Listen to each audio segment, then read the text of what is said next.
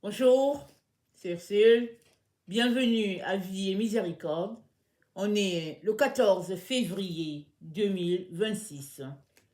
Alors, suivre Jésus, flexible ou rigide. Amen. Alors, notre texte se trouve dans 2 Corinthiens 3, le verset 2.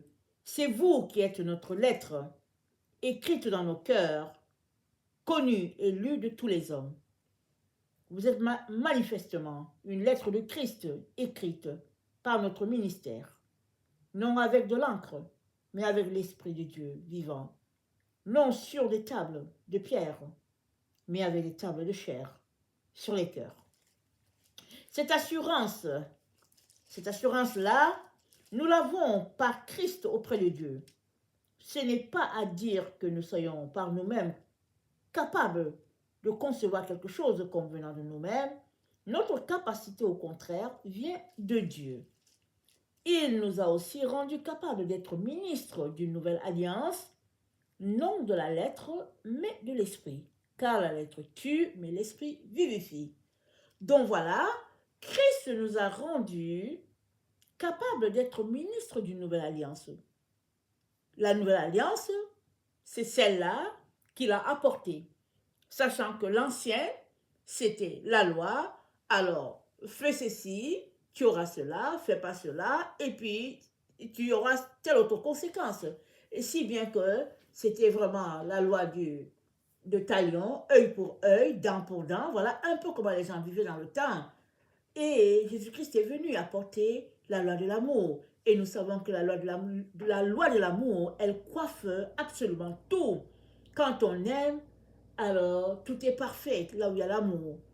Et le Seigneur donc nous informe que nous sommes une lettre. C'est-à-dire quand les gens nous regardent, ils regardent tout à travers nous. Même si ils ne peuvent pas pointer ce qui se passe, tu es le témoignage de qui tu es quand les gens te regardent. Soit ils regardent la gloire de Dieu, soit ils regardent son contraire. Alors voilà pourquoi Dieu dit que nous sommes une lettre écrite, pas sur les tablettes de pierre, mais la chair. Et ici, ça fait référence à quelque chose de flexible versus quelque chose de rigide. Alors, le Seigneur a fait de nous les héritiers d'une nouvelle alliance. Maintenant, c'est à nous de laisser l'Esprit Saint nous transformer de telle sorte que cette nouvelle alliance nous soit bénéfique et qu'elle soit aussi bénéfique à plusieurs à travers nous. Maintenant, il y a plusieurs personnes qui donnent leur vie à Jésus et qui refusent de tout lui abandonner. Ou bien, s'ils abandonnent leur vie à Jésus, ils demeurent rigides sur leurs principes de vie, refusant d'aller de l'avant alors que Jésus-Christ leur dit d'aller de l'avant. Exemple, tu as grandi avec des lois, avec des manières de faire dans la maison, ou bien dans la famille, ou bien dans ton type d'église, et puis c'est à travers ces lois-là que tu marches avec le Seigneur, que tu viens à lui, que tu communies à lui, et le Seigneur te dit, change ces choses-là, parce que ça ne me reflète pas. Change-les. Viens plutôt, laisse la place au Saint-Esprit. Et laisse tomber les autres choses que tu considères être précieuses et laisse-moi te transformer. Et qu'est-ce qui se passe? Souvent, on refuse. Ou bien on trouve que c'est trop compliqué. Alors que suivre Jésus, c'est être flexible dans notre marche avec lui. Parce que ce n'est plus nous qui dirigeons le bateau, c'est lui qui dirige le bateau. Et Jésus-Christ a dit dans Jean 6 au verset 45, alors qu'il était en train d'enseigner ses amis, ses disciples, Jean 6, le verset 45, Jésus-Christ a dit, je vais lire, il a dit, c'est que nul n'a vu le Père, sinon celui qui vient de Dieu, celui-là a vu le Père. en vérité, je vous le dis, celui qui croit en moi a la vie éternelle. Je suis le pain de vie. Vos pains ont mangé de la manne dans le désert sont morts. Mais moi, Jésus, je suis le vrai pain. Alors, si nous avons décidé de suivre Jésus, alors suivons-le jusqu'à la fin. Parce que toutes les autres choses qu'on peut ajouter à notre marche, pensant que c'est important, ce n'est pas important. Jésus-Christ est la finalité et il est la plénitude de tout ce qu'on peut vouloir en Dieu. Et c'est dit au verset 44, il dit, nul ne peut venir à moi si le Père qui m'a envoyé ne l'attire. Et je le ressusciterai au dernier jour. Nul ne peut aller à lui. Sinon, c'est que par le Père. Et le Père vient, par son amour, te diriger, d'aller dans telle direction ou telle autre. Mais si tu refuses, comment vas-tu faire pour marcher la marche que Jésus-Christ a pour toi jusqu'à atteindre le point qu'il a pour toi? Comment vas-tu faire? Il est donc important que, marchant avec le Seigneur, comme nous avons décidé de le faire, il est important que nous soyons flexibles, que nous soyons à l'écoute de ce que l'Esprit dit. Et quand l'Esprit nous dit de changer, changeons sans tarder. Jésus-Christ a dit, dans Jean 6, le verset 38, « Je suis descendu du ciel pour faire non ma volonté, mais la volonté de celui qui m'a envoyé. » Alors, pourquoi sommes-nous là? Nous sommes là pour dire ce que Jésus-Christ a dit, nous sommes là pour faire la volonté de Dieu. Et Jésus-Christ est notre guide, il est celui-là, le bon berger qui marche devant nous et qui nous dit comment faire. Et il est l'exemple parfait. Nous sommes donc invités à suivre son exemple. Et dans Jean 3, au verset 7, alors qu'il est en train de répondre aux questions de Nicodème qui est venu le chercher, notre Dieu a dit, Jésus a dit, ne t'étonne pas de ce que j'ai dit, il faut que vous naissiez de nouveau. Le vent souffle, il veut, et on en entend le bruit, mais on ne sait d'où il vient, ni où il va. Il en est ainsi de tout homme qui est né de l'Esprit. Amen. Alors, être flexible, c'est laisser le Saint-Esprit te conduire à gauche ou à droite, dans la direction qu'il veut. Mais tu ne peux pas en même temps suivre Jésus-Christ et en même temps diriger ta personne. C'est-à-dire être rigide et refusant de bouger quand Dieu te dit de bouger. Souvent, on donne notre vie à Dieu et puis on fait du surplace pendant des années. Pourquoi? Parce que on donne notre vie à Dieu, jubilant de bonheur pour ce qui vient de nous arriver, et après on tombe dans la religion. Et on est là, on fait des pratiques de religion pendant des années, rien ne change, mais on est là en train de se convaincre que ça va changer un jour.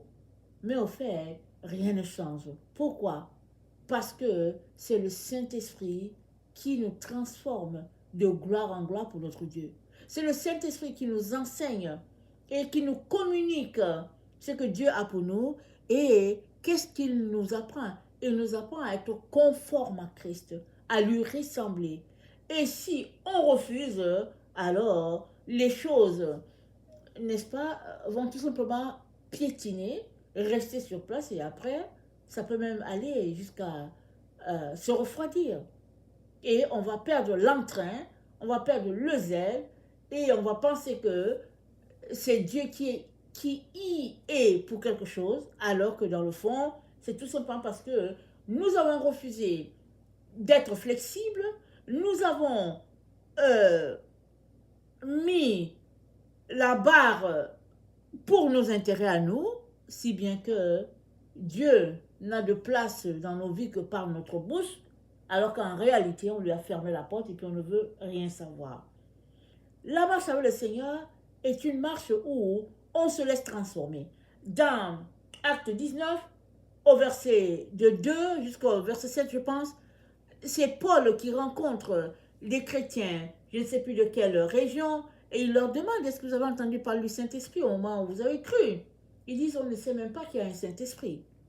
Alors, il les a enseignés sur le Saint-Esprit. Parce que eux, peut-être ont-ils, il dit, mais quel baptême avez-vous reçu? Ils disent qu'ils ont reçu le baptême de Jean.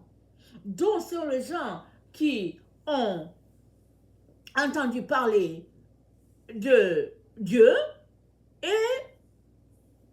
ils ont donné leur vie et ils évangélisent. Mais ils ne savent pas qu'ils ont besoin du Saint-Esprit pour faire l'œuvre. Et Paul décide de leur enseigner la chose. Le Saint-Esprit descend sur eux. Mais vous savez quoi? Ils auraient pu refuser. Amen. Ils auraient pu refuser s'ils étaient rigides. Ils pouvaient dire comment on a l'habitude de faire. Oh non, non, non, merci, ça me suffit, ce que je connais, ça me suffit, j'ai pas besoin de ce que tu vas m'apprendre. Ça, c'est l'erreur dans la maison de Dieu que plusieurs commettent. Commettent. Ils donnent leur vie à Dieu et ils ne veulent plus rien savoir de quoi que ce soit. Alors, tu viens de fermer la porte à ton épanouissement. Parce que tu as besoin de laisser le Saint-Esprit te transformer. Maintenant, quand le Saint-Esprit se transforme, il y a des choses qui viendront en ta direction, qui sont fausses. Le Saint-Esprit va te diriger, va te dire, ça c'est faux, n'écoute pas. Ça c'est vrai ici, c'est ici qu'il faudrait aller. Alors, qu'est-ce que tu crains? Pourquoi es-tu si rigide au point où Dieu ne peut pas t'enseigner? Tout ce qu'il veut, c'est t'amener plus loin. Tu ne peux pas aller plus loin si le Saint-Esprit n'est pas là pour te guider. Oh, tu fermes la porte à tout. Alors, comment vas-tu faire pour aller chercher ce que Dieu a pour toi? Parce que Dieu nous transforme de gloire en gloire, c'est-à-dire d'étape en étape. Il y a des étapes où on a besoin d'accomplir d'autres étapes pour entrer dans cette destinée-là. Mais si tu as fermé la porte et que tu es rigide, comment est-ce que Dieu va faire pour que tu arrives là? Amen. Ce n'est pas un reproche, c'est tout simplement pour que nous venions à saisir que il y a des choses qui vont nécessiter qu'on soit flexible, qu'on soit comme le vent, qu'on soit, comme le Seigneur a dit, laissant le Saint-Esprit qui est comme le vent nous envoyer dans telle direction ou telle autre, et Dieu lui-même va assurer notre transformation de telle sorte que nous soyons équipés pour l'œuvre à laquelle il nous a appelés. Amen. Voilà comment le Seigneur nous appelle à considérer, écouter la voix de l'Esprit et enlever toute rigidité qui est comme un bloc de béton nous empêchant d'aller de l'avant. Amen. Alors, si tu n'as pas encore donné ta vie à Jésus, je viens t'encourager à le faire parce que Jésus-Christ, c'est le chemin, la vérité et la vie. Nul ne vient au Père que par lui. Il te suffit d'ouvrir la bouche pour lui dire, Seigneur Jésus, viens dans ma vie, pardonne-moi mes erreurs, pardonne-moi de t'avoir négligé et aide-moi à être ton enfant dans le vrai sens du terme, laissant de côté les distractions et embrassant totalement ce que tu as pour moi. Amen. Et si tu as une Bible à la maison, mets-toi à la lire. Je vous conseille de ne pas beaucoup lire la Bible à travers la tablette, le cellulaire, tout ça. Je vous conseille. Pourquoi? Parce que quand tu lis ta Bible sur papier, tu peux souligner, tu peux prendre note de certaines choses et tout. Alors que quand c'est sur l'écran, alors on lit, on ne peut pas souligner et puis on passe et après, voilà, c'est fini, c'est passé. Alors que avec du papier, avec un stylo en main et tout, on fait vraiment preuve du fait qu'on est en train d'apprendre, on est en train d'étudier et c'est plus... on avance mieux, n'est-ce pas, quand on fait cette étude-là. Et le Seigneur va venir nous aider à aller de l'avant. On va voir les progrès dans notre transformation et prenons le temps pour louer le Seigneur. Prenons le temps pour prier pour nous-mêmes, prier pour les autres, n'est-ce pas? Et coupons là, il faut couper. Souvent, on a trop de distractions, on a trop de liens. Amen. Alors, avec les réseaux sociaux, on a tellement d'amis, souvent les gens qu'on n'a jamais vus, et on est là en train de les suivre, et puis ils nous suivent. Et finalement, ce n'est que de la pure distraction. Le Seigneur nous encourage à couper là, il faut couper, parce qu'on est dans les temps où nous devons connecter parfaitement à notre Dieu. Amen. Que le Seigneur bénisse sa parole et que sa joie soit notre force en ce jour. Amen et alléluia. Amen.